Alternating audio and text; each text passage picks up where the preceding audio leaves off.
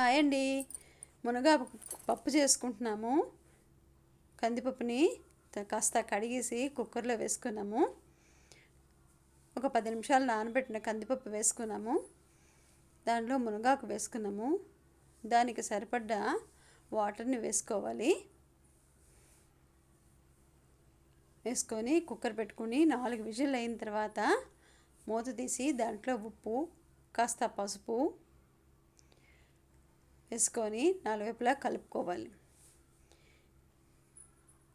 ఈ కలుపుకున్న పప్పు బాగా ముద్దగా అవదండి. ఇది మునగా కదా, అందుకని దీన్ని మళ్ళీ కుక్కర్లో పెట్టుకోవాలండి. ఒక 2 విజిల్ అయిపోయిన తర్వాత మూత తీసి పోపు వేయించుకొని దాంట్లో కలుపుకోవాలి. ఇప్పుడు ఈ మునగాకు పప్పు రెడీ అయిపోయింది. ఈ మునగాకు పప్పులో ఐరన్ ఎక్కువ ఉంటుంది, కాల్షియం ఉంటుందండి. లైక్ చేయండి, షేర్ చేయండి, సబ్స్క్రైబ్ చేయండి. పక్కనున్న బెల్ ఐకాన్ని క్లిక్ చేయండి. Thank you.